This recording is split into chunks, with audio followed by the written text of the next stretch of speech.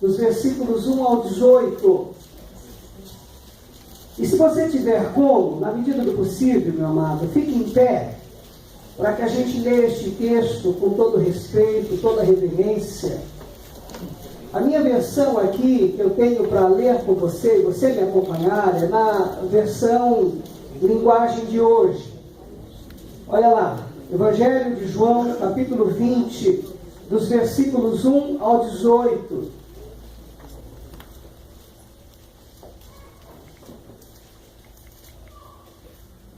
Domingo bem cedo, quando ainda estava escuro, Maria Madalena foi até o túmulo e viu que a pedra que tapava a entrada tinha sido tirada.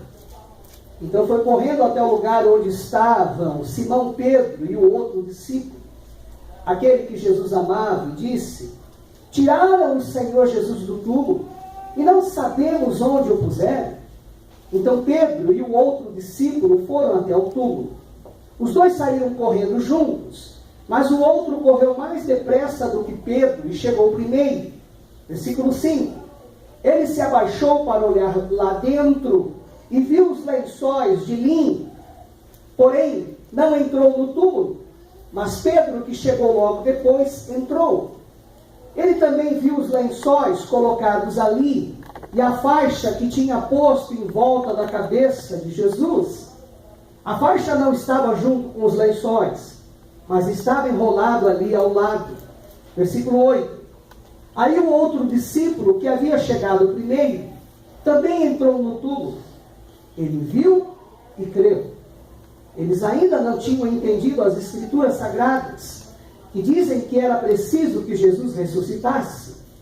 E os dois voltaram para casa. Versículo 11.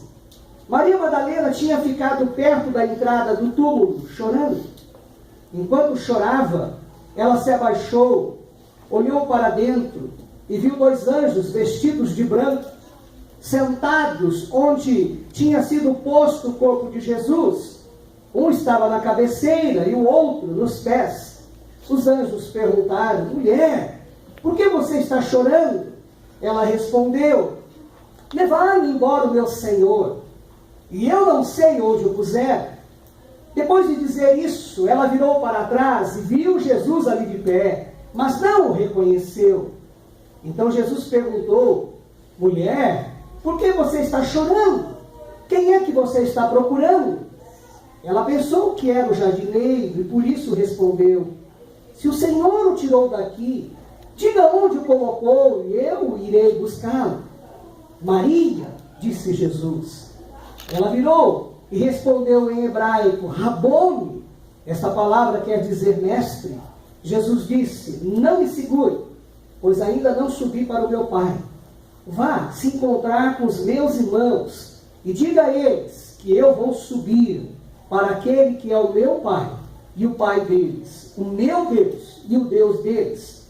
Então Maria Madalena foi e disse aos discípulos de Jesus: eu vi o Senhor, e contou o que Jesus lhe tinha dito. Olhe mais uma vez comigo. Pai, tua palavra foi lida e nós precisamos agora entendê-la, compreendê-la.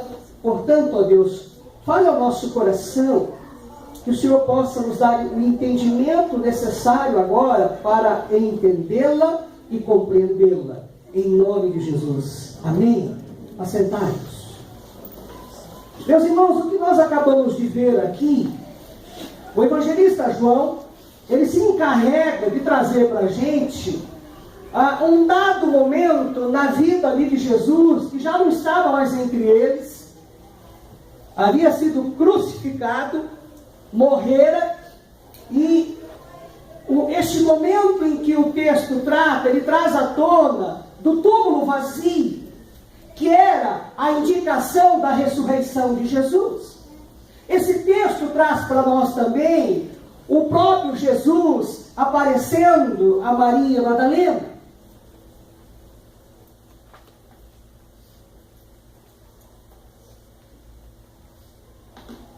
O que eu quero trabalhar com você nesta tarde? Quando eu olho para Maria Madalena, quando eu olho para esta personagem bíblica, neste exato momento da vida dela, em que o texto traz para a gente, que mostra para a gente, eu percebo alguém com ilusões mentais. Eu percebo alguém com engano mental. Eu me percebo diante de alguém que está tendo uma interpretação errônea da mente.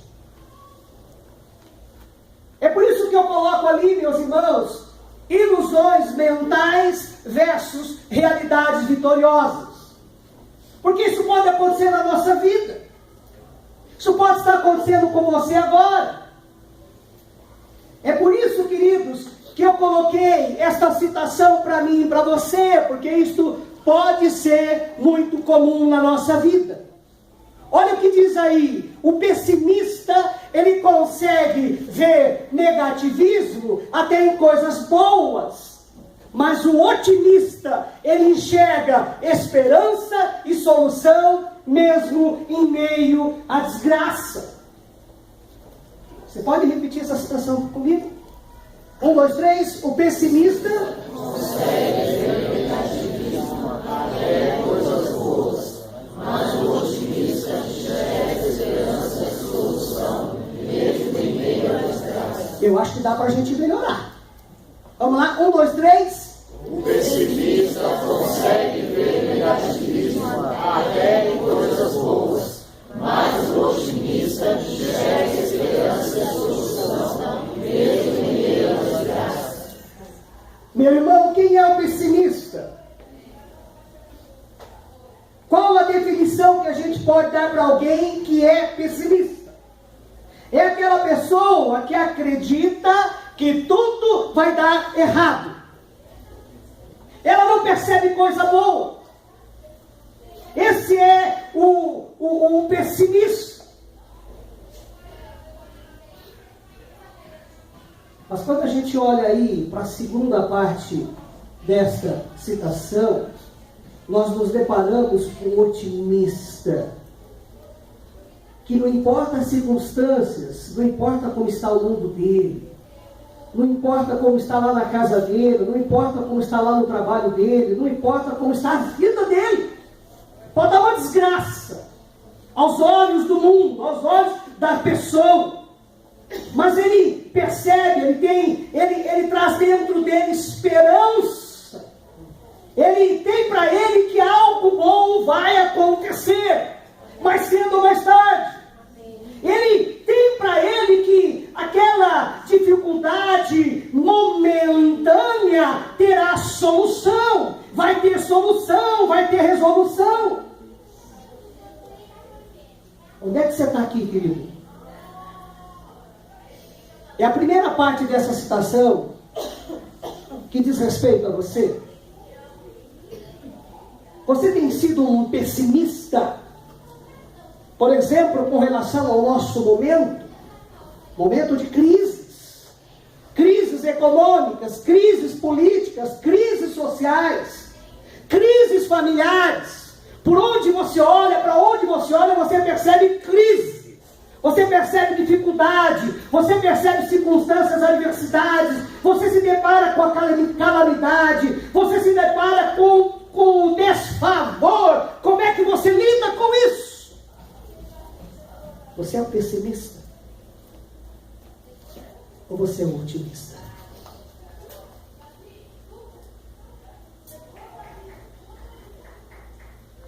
Esses dias eu me lembrava, meus irmãos, de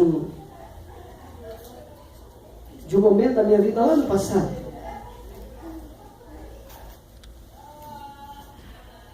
Pode fechar essa porta aqui, querida, por favor?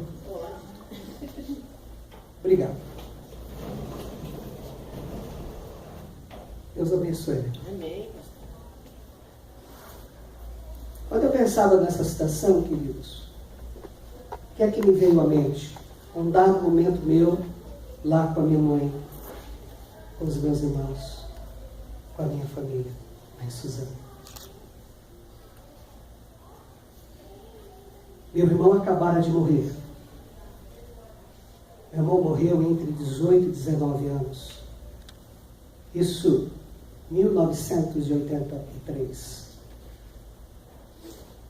E a gente estava passando por uma crise financeira. Porque se a gente pagasse a água, não dava para pagar a luz, a conta de luz.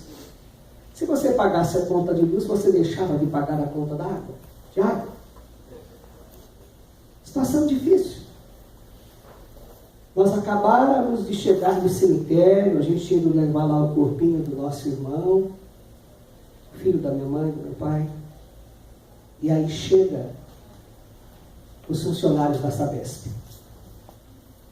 Olha para minha mãe e diz assim: olha, a senhora tem as últimas 3 contas de água aí pagas? Não tem, então eu tirei aqui para cortar a água de vocês. Aí minha mãe diz assim: mas senhor, eu acabei de enterrar o meu filho. Aí ele disse: olha, o máximo que eu posso fazer pela senhora é permitir que a senhora pegue todas as vasilhas, todos os baldes, encha de água, porque eu tenho que cortar a água da senhora. Eu não entendi muito bem aquela coisa. Mas posso lhe dizer uma coisa a você. Eu estava mais para o otimista do que para o pessimista. Estamos vivendo uma época, meus irmãos, de muito pessimismo. Muito pessimismo.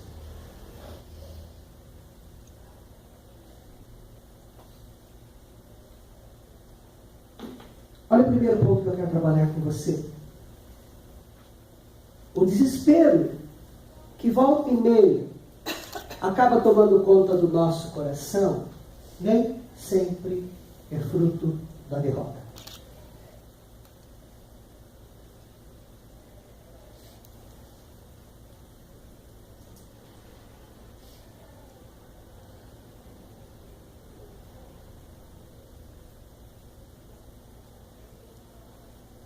Presta atenção no que eu vou dizer para você. Há ocasiões quando a nossa mente nos impede, nos impossibilita de ver os sinais da vitória de Deus ao nosso redor. Deus está ali com a gente, providenciando a vitória, mas nós não enxergamos.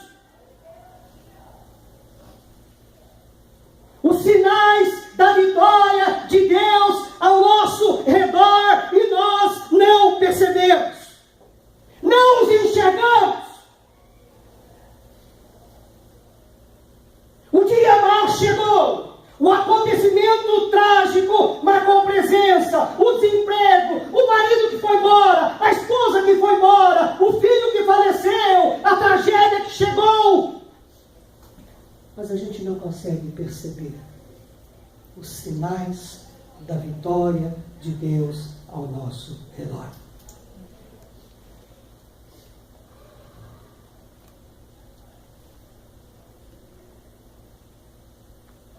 E aí é o que sobra, pastor? Sobra a aflição, a inquietação.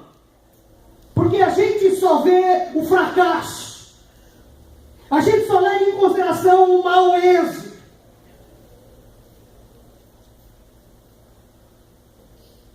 E às vezes, meus irmãos, isso é o resultado do pessimismo e do negativismo que toma conta do nosso coração. Essa verdade se apresenta aqui na postura de Maria, do texto que a gente acabou de ler. Porque vejam, mesmo quando à sua volta tudo dava testemunho da vitória ou de vitória, Maria apresenta aqui uma postura derrotista. É o fracasso em pessoa.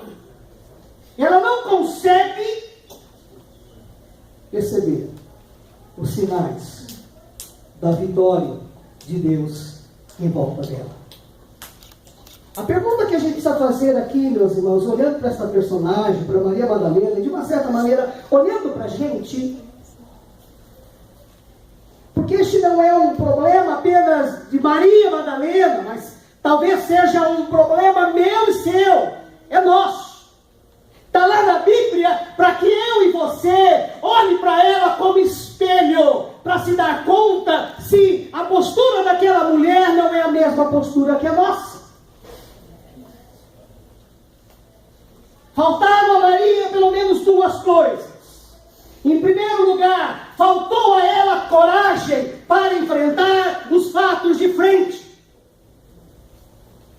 É por isso que diz o texto aí, que quando ela chega ali no túmulo, ela vê a pedra removida, ela vê os lençóis de linho, mas ela não entra. Ela se limita a parar ali ou voltar ao encontro dos discípulos. Faltou-lhe coragem.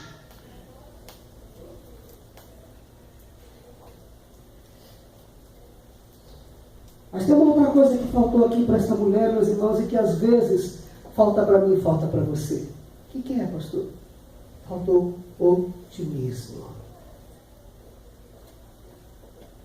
Otimismo para olhar para aquela situação e interpretá-la.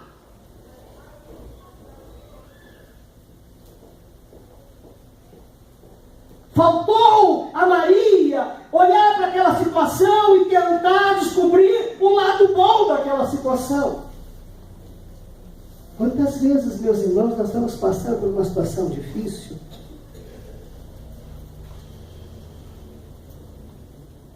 E aí a gente se torna um pessimista de mão cheia.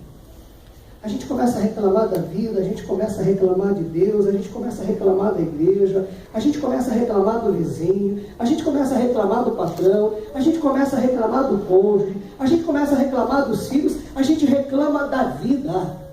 Começa a reclamar. Maria aqui, me falta otimismo. Meus irmãos, quando a tragédia chegar na sua vida, entenda o seguinte: palavra de Deus diz, todas as coisas cooperam para o bem daqueles que amam a Deus. Eu não sei se minha mãe tinha noção disso, mas a perda de um filho, apesar de não ser algo bom e um resultado do pecado, mas Deus iria reverter aquilo no bem da minha mãe, no bem do meu pai, no bem da nossa família. Todas as coisas cooperam para o bem daqueles que amam a Deus. Para de reclamar, meu irmão. Para de murmurar. Seja otimista. Tente aprender com aquela situação adversa na sua vida.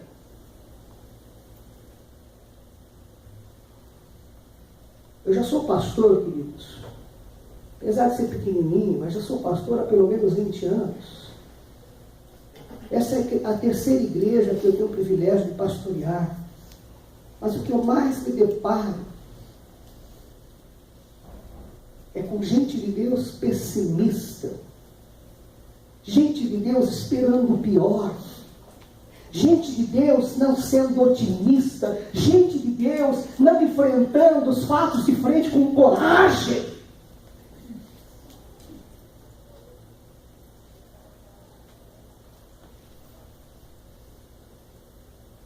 Vamos dar uma aprofundada aqui neste momento de Maria. O que é que diz o texto que nós lemos? Que ela viu os anjos. Se você olhar aí para os versículos 11 ao 13, versículos que lemos, a gente vai dar conta disso. Agora é interessante porque ela os vê. A Bíblia diz que são 2 anjos postos ali por Deus. Mas ela os confunde. Ela se engana achando que está diante de 2 discípulos. Na cabecinha dela, o que havia ali, o que estava acontecendo é que Pedro e João haviam chegado primeiro que ela e eram eles que estavam ali. Ela vê anjos, mas no entanto na cabecinha dela são os 2 discípulos que ela está vendo. E aí, sabe o que toma conta do coração de Maria nesse dado momento? É justamente essas duas palavras que eu estou colocando aqui para vocês: o negativismo e o pessimismo. Que não permitem a ela ter o devido discernimento interpretativo. Ela olha para aquela situação, ela olha para aquele quadro, ela olha para aquele cenário e ela não consegue ter o quê? Um entendimento interpretativo, ela não consegue.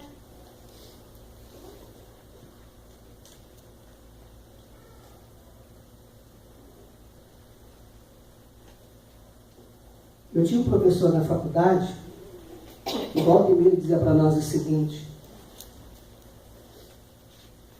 que feliz é a pessoa que consegue olhar para a realidade dela, para o cenário dela e interpretá-la, essa realidade.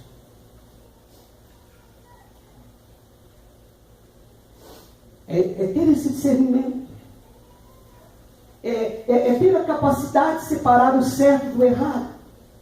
É decifrar o que está por detrás daquela situação. É ir além do visível. É ir para o invisível.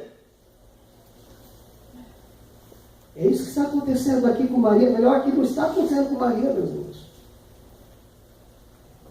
Por conta do pessimismo e do negativismo, ela não consegue ir além do visível.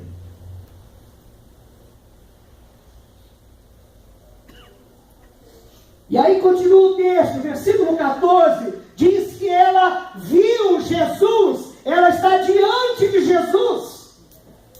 O Senhor estava diante dela, mas ela não o reconheceu. Agora, queridos, por que será que ela não o reconheceu? Vejamos por quê. Eu coloquei aqui, por exemplo, versículos 13 e 14, ela está ali chorando, cabisbaixo, se derramando em lágrimas. Eles têm ali diante dela o véu de lágrimas, se derramando em lágrimas. Você está diante de alguém desesperado. Você está diante de alguém cujo coração está com uma aflição extrema, extremada. É alguém em profundo desânimo. A desesperança tomou conta da vida dela, do coração dela.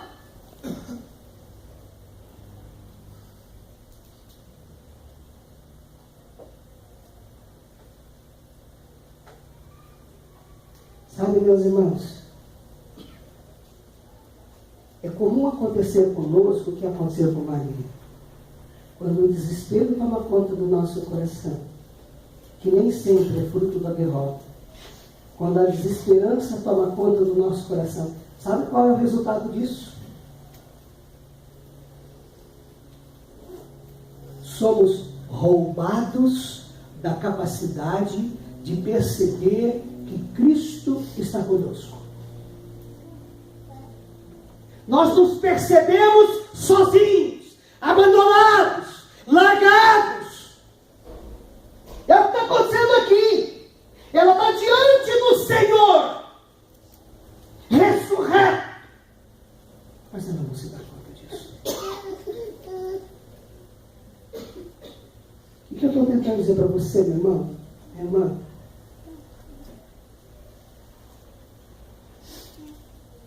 Cuidado com o desespero. Cuidado com a aflição. Porque ela pode lhe roubar de Deus. E não tem coisa melhor na vida da gente do que estar com Deus.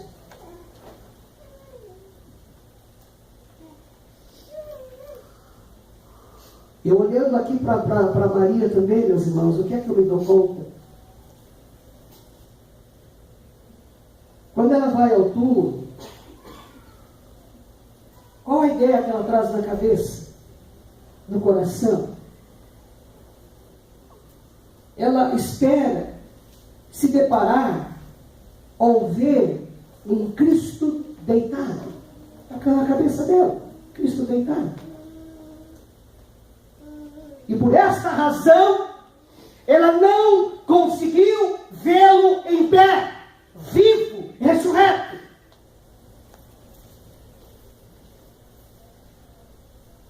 Eu não sei se você sabe, mas para muitas pessoas, a imagem de Jesus continua num crucifixo. E isto impede de ver um Cristo dinâmico, vivo, presente, atuante. É mesmo, né?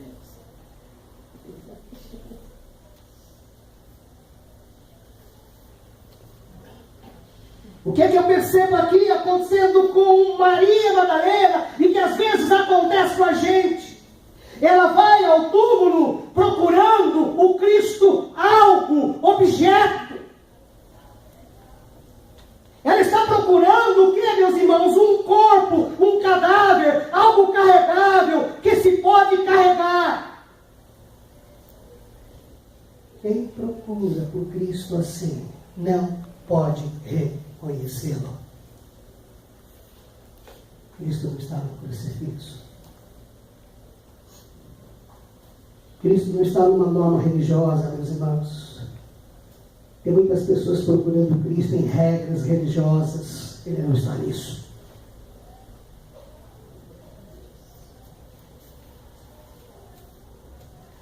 Nosso Cristo é um Cristo dinâmico, vivo, presente, que atua. E eu percebo aqui também uma certa lógica na cabeça de Maria Madalena, que às vezes é a nossa lógica, diante do sofrimento, da aflição. Ela traz dentro dela aqui a lógica das circunstâncias. Ela acaba vendo Cristo como um jardineiro, mas não como um Senhor ressuscitado. Como é que a gente traduz isso para a nossa realidade? Muitas vezes o cenário de tristeza, o cenário de dor, o cenário de desilusão, o cenário da tragédia nos impede de ver o poder que vence todas as coisas, o poder de Deus. Pois ele venceu a morte.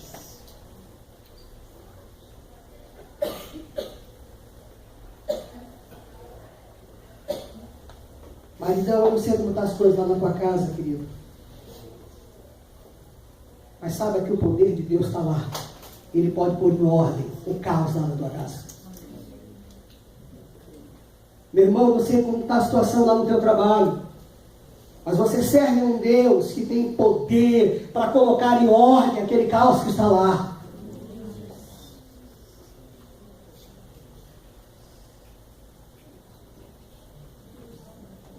Cuidado, para você não ser impedido de ver este poder, o poder de Deus.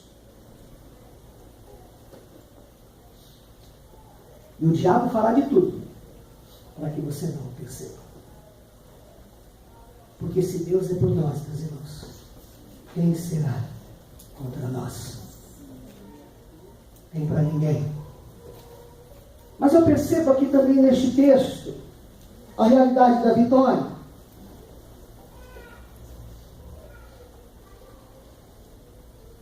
Meu irmão, se você quer ser vitorioso, deixa eu dizer uma coisa para você. A realidade da vitória de Jesus só nos alcança quando sua palavra nos acorda e abre os nossos olhos. É por isso que Jesus olha para Maria e diz: Maria, é palavra de Deus. E ela acorda, os olhos abrem.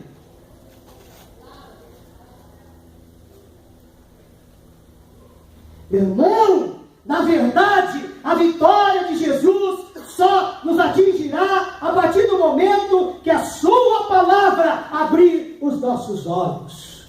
Agora, sabe uma das coisas que me preocupa por demais? Usando um pouco aí o nosso ex-presidente,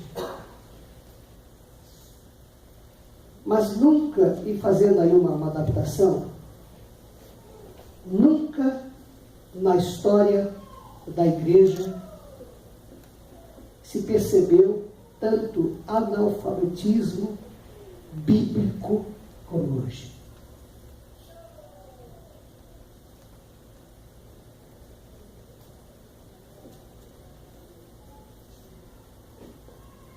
Não se tem mais intimidade com a palavra de Deus, meus irmãos. A gente tem intimidade com o Facebook, WhatsApp,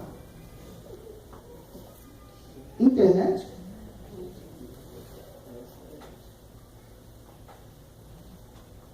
Mas palavra está lá encostado em casa, cheia de pó. E só pega, resgata para trazer para a igreja de domingo.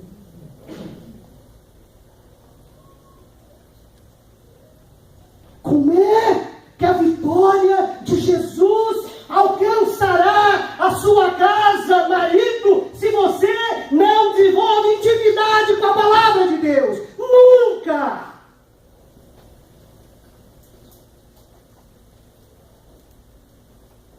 Como é, esposas, que a vitória de Jesus alcançará aquele traste que está lá na tua casa, se você não tem desenvolvido intimidade com a palavra de Deus? A gente tem que ir para a palavra, meus irmãos. É a palavra de Deus na nossa vida, isso vai fazer toda a diferença.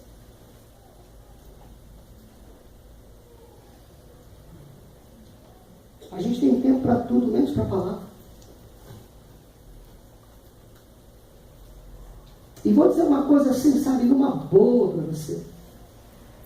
Sabe que dói meu coração? Eu percebi que as nossas escolas bíblicas cada vez mais estão desinteressantes. O povo não se importa mais com a escola bíblica. E dependendo do professor, piorou ainda. A gente não vem.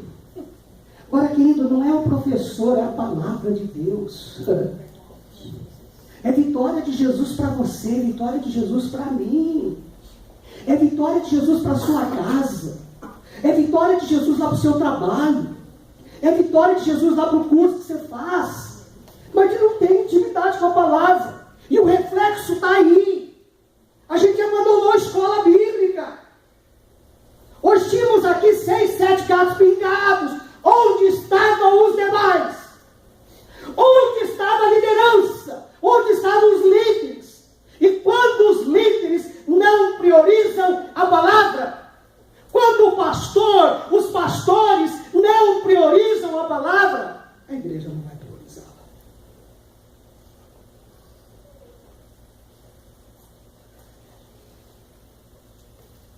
O que é que a gente aprende aqui?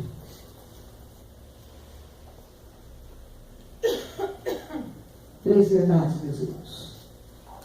A primeira dela: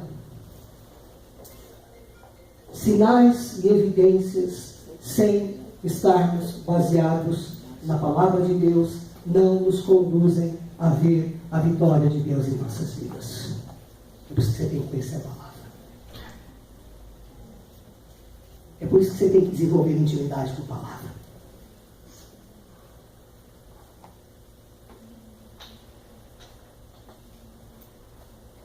A segunda verdade aqui: você precisa desenvolver intimidade com essa palavra, porque a palavra nos atinge de modo particular, individual, íntima, pessoal. Quando Jesus olha para Maria, ela foi atingida particularmente na intimidade dela.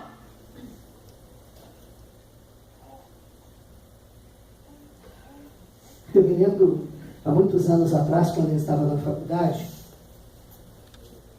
tinha mais ou menos um lema assim, era uma frase que dizia o seguinte: se desligue da televisão, se ligue na Bíblia. A palavra, a importância da palavra na nossa vida. Sabe por que quando a gente começa a passar por aflições, quando o dia mal chega na nossa vida, a gente dá lugar para o pessimismo e para o negativismo, é porque falta palavra na nossa vida. Se a gente tivesse palavra de Deus no nosso coração, a gente não daria lugar ao pessimismo.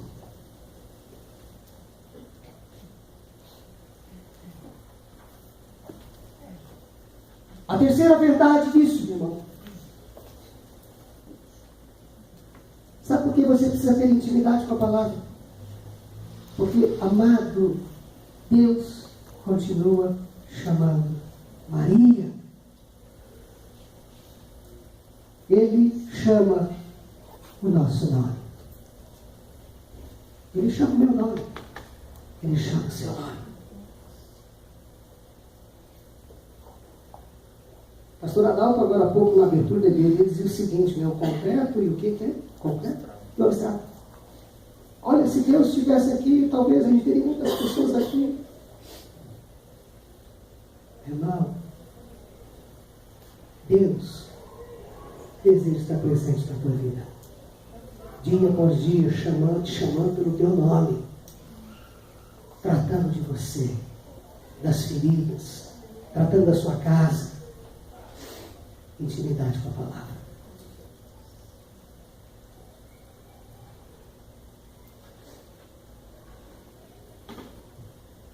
Quais são os resultados da palavra sobre a vida derrotada? Porque tem muita gente aqui com vida derrotada.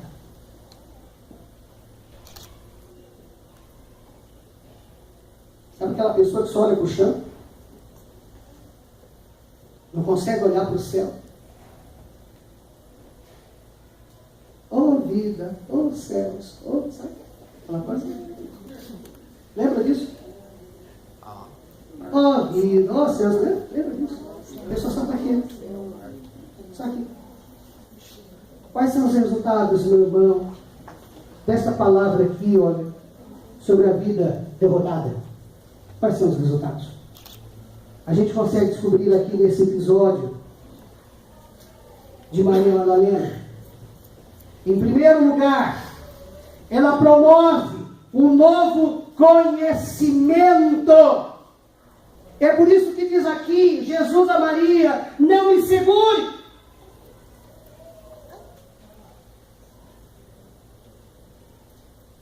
Meus irmãos, intimidade com a palavra desemboca em comunhão com o Cristo.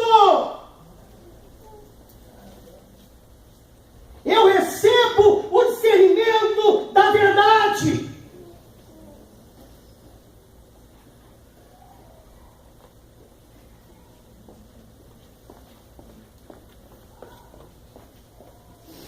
Mas ela também me dá uma nova mensagem. Por isso que Jesus disse assim, Maria, não me segure. Vai lá. Lá atrás dos outros discípulos. Diga-lhes. O que quer dizer isso, meus irmãos? Intimidade com a palavra, meu irmão, nos dá uma mensagem. Mensagem de vitória, triunfo, êxito brilhante em qualquer circunstância. Dá mensagem de esperança, confiança, fé, mensagem de ressurreição. É por isso que eu preciso ter intimidade com a palavra. Se você se deparar com alguém na igreja cabisbaixo, obrigado, irmão.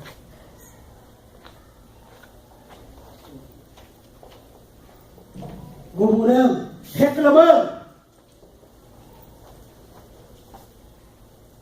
é porque essa pessoa não tem recebido essa nova mensagem.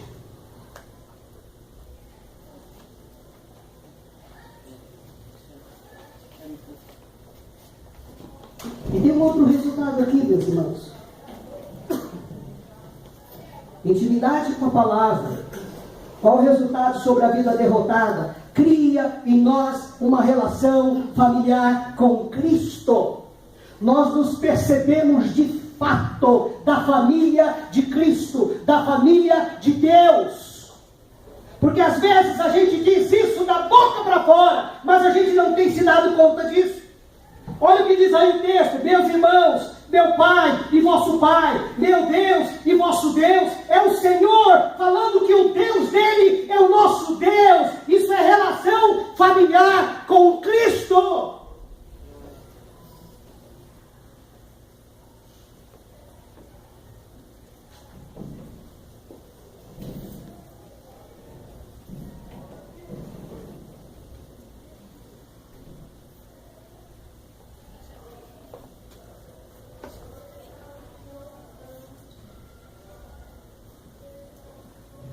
Amado, eu quero terminar esse nosso tempo aqui dizendo o seguinte.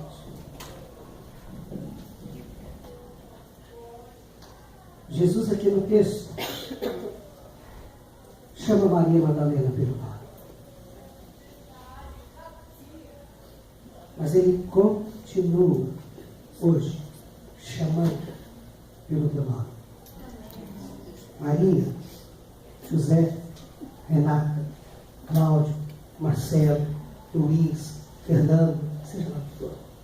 Ele continua nos chamando pelo nosso nome. E sabe por que ele nos chama? Qual que é o propósito?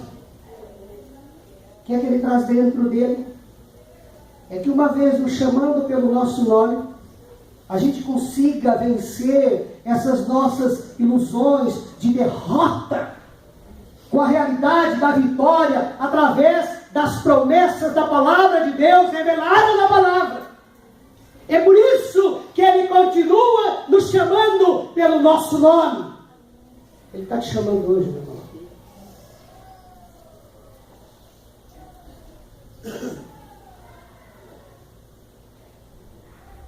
Você está ouvindo ou não? Você consegue ouvir? Esse é o resultado da palavra sobre a vida derrotada. A palavra de Deus diz que nós somos mais vitoriosos por amor daquele que nos amou. Eu quero orar para você.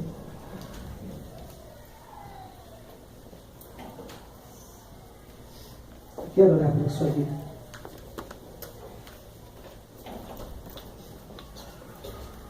Querido, você tem sido um crente pessimista, um crente negativista, uma pessoa de Deus que reclama por tudo.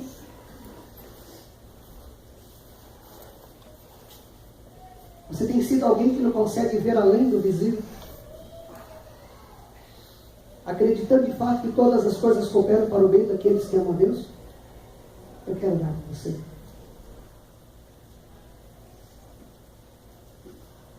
Você é alguém que precisa desenvolver mais intimidade com a palavra. Ela está lá meio que abandonada, largada. Eu quero orar por você. Você gostaria de ter esses resultados da palavra sobre a sua vida derrotada? Eu quero orar por você.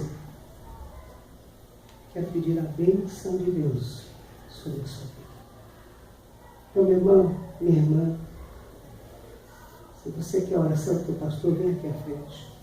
Eu terei imenso prazer em poder orar pela sua vida. Vem aqui, eu vou orar por você.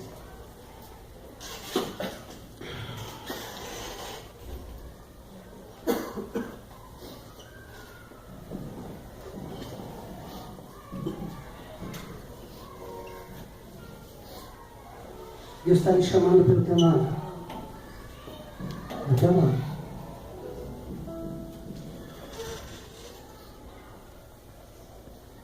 Vem cá. Eu quero orar para você. Se vocês entenderam, olha, pastor, essa palavra não tem nada a ver comigo, então que esteja olhando aí, feche os olhos. Olhe para aqueles que estão aqui à frente, para que Deus trate deles. Pode vir.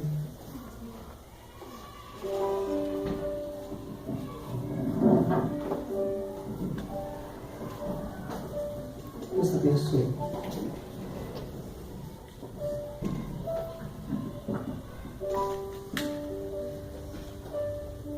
Mais alguém?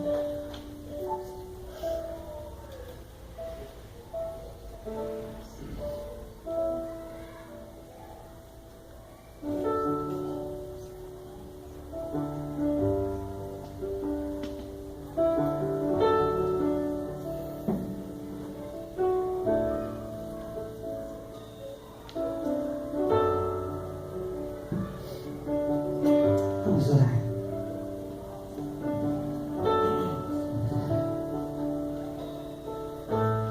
Pai, que texto rico. Que palavra rica. Que nos mostra quem somos. Maria Madalena não está sozinha, Pai, nesta postura.